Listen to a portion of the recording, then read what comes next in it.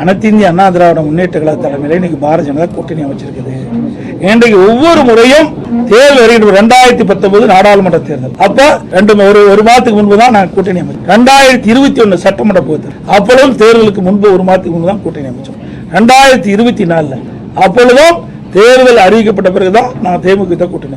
இப்படி அனைத்து இந்திய அண்ணா திராவிட முன்னேற்ற கழகத்தை பொறுத்த வரைக்கும் கூட்டணியினுடைய கொள்கையின் அடிப்படையில் செயல்படுத்த முடியும். அதை தனியாக அந்த கட்சி எது செயல்படுத்த முடியாது, எந்த கருத்தையும் சொல்ல முடியாது. அப்படித்தானே திமுக தலைமையில இந்த கூட்டணி கட்சி எல்லாம் ஏதாவது வாய் திறந்திருக்குதா? டெல்டா மாவட்டத்தில் இவ்வளவு நெல் பாதிப்புட்டா இருக்குது, அதுல ஏதாவது வாய் திறந்து பேசினாங்களா? ஏதாவது போராட்டம் நடத்தினாங்களா? முடியாது. ஏன்னா கூட்டணியில் அங்கம் வச்சுட்டாங்க. தேர்தல் உரிய காலத்தில் வர இருக்குது. இப்படி சொன்னா வாக்கு பாய்ச்சிடும். அதனால அனைத்து இந்திய அண்ணா திராவிட முன்னேற்ற கழகத்தை பொறுத்த வரைக்கும் தேர்தல் வருகின்ற காலகட்டத்தில் நாங்கள் கூட்டணி அமைப்போம். அதில் எந்த மாற்று கருத்தும் கிடையாது. நீங்கள் என்ன எண்ணுகின்றீர்களோ நிச்சயமாக நடக்கும். இப்பொழுதும் சொல்கின்றேன், 2026 சட்டமன்ற தேர்தலில் அனைத்து இந்திய அண்ணா திராவிட முன்னேற்ற கழக தலைமையில் அமைக்கப்பட்ட கூட்டணி பெரும்பான்மையான இடங்களிலே வெற்றி பெறும். அண்ணா திமுக தனி பெரும்பான்மையோடு ஆட்சி